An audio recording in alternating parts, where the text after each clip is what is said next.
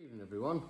I've been asked off one of my subscribers yesterday who's watched one of my videos a few times to try and get the settings on his knocks right, and he's asked me to do basically a shorter version to show him what I use. Obviously what you use is up to you, but what I use is a proven setting and I find coins all the time. So in my video, which I've done, there's a couple of little bits in the field. You'll see old Peggy, my little doggy, helping me dig.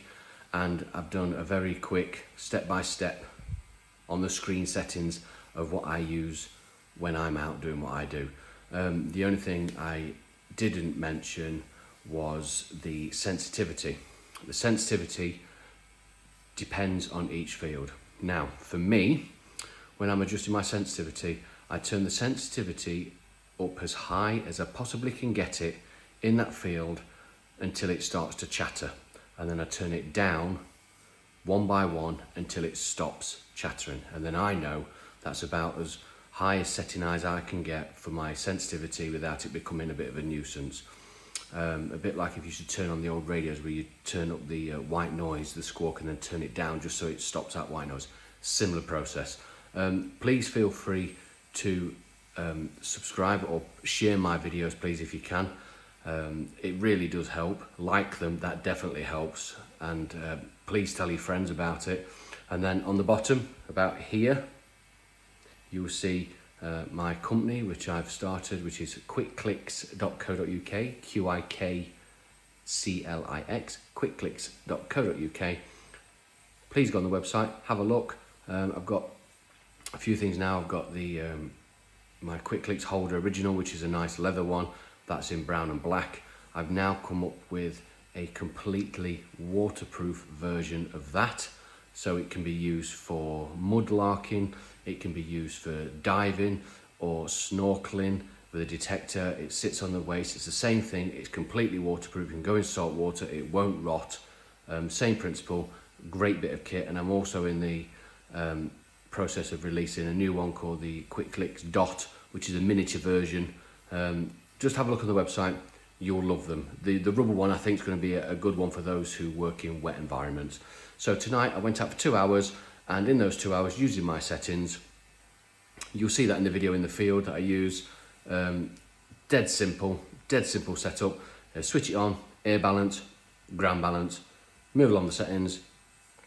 The only thing I did tonight was make sure the recovery setting was 2 as opposed to 3. I normally run at 3 because it gives you a nice sharper edge on your targets. 2 can be ever so slightly slower, so you can, if there's 2 targets together, it might ping as 1, whereas 3, it will give you the 2 targets because it's hitting the edge each time because it's very sharp. But 2 sometimes just gives you just a little bit more depth in fields that are not ploughed, like pasture fields, and it does help for that. But you just lose that difference between 1 or 2 targets in the same hole. That's the only downside to it. However, it does work, it does give you deeper targets. And tonight I found, I think it's 6, I'll put them on the picture on the end of this video, 6 coins tonight. They're varying from young Ed Vicky's to something I'm just trying to get the crud off now in the electrolysis bath. There's an old brooch, Victorian brooch with some stones in it. What else have I found? A couple of old buttons which nearly gave me a heart attack because they were gold gilt, and I just saw the gold flash and I thought, yeah, I'm in here, but no, there's just buttons. But I'll put them on the end of the night, so please enjoy the video. Please visit my shop, www.QIKCLIX.co.uk. Have a look.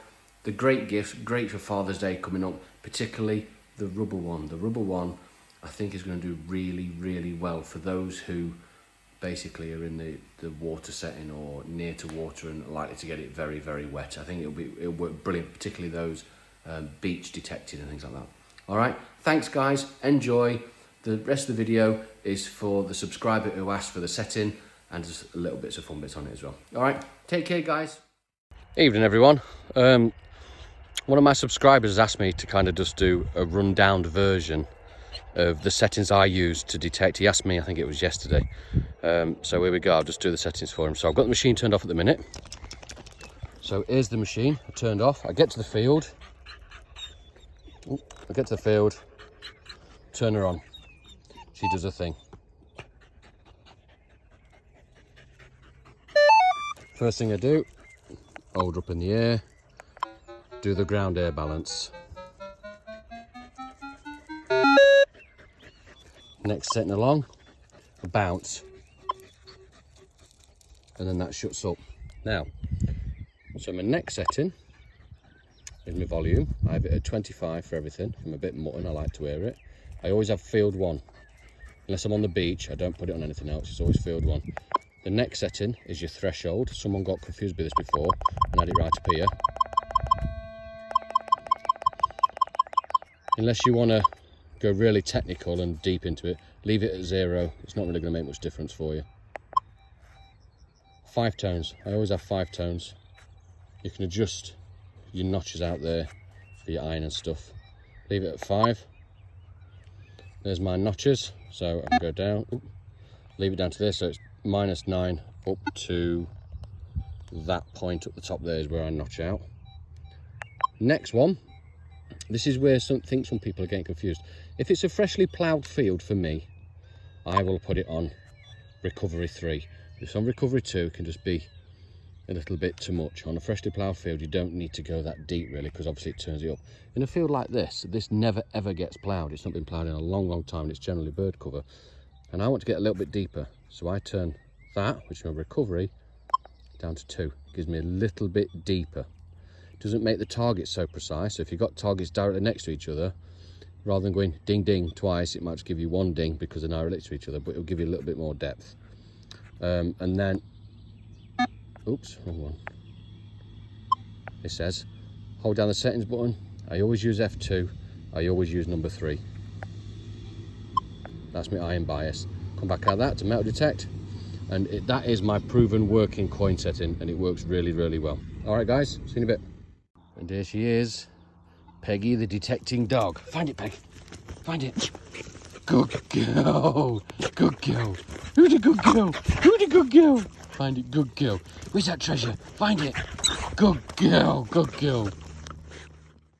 So this is what I mean about a signal I wouldn't dig. So initially 13, 14, the odd 20, given a nice number, but it's just not quite there. So what I do, flick it to all metal. There's your answer. -8, -7. Turn off the all metal. Very scratchy. It's not a solid tone. It's giving.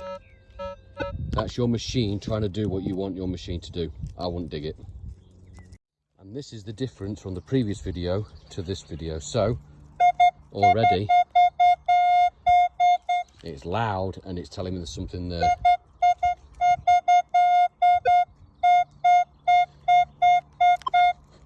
Put it onto all metal. No change. It's telling me it's just under there. So let's have a look at what we got. See if I can do this with one hand. Wait a second. So it's telling me it's down here somewhere. Let's have a look. It's out. It's over there somewhere. Let's have a look at what we've got. I have no idea what it is. Pretty confident though. And there it is. Coin. Give that a polish up later. A polish, I mean a clean. Can't see with my eyes, they're not working. But that's the difference between that previous really scratchy, I'm going to ignore it tone. It's not even scratchy, it's just not giving me a good tone, to the difference of this setting. It's loud and it's telling me there's something there.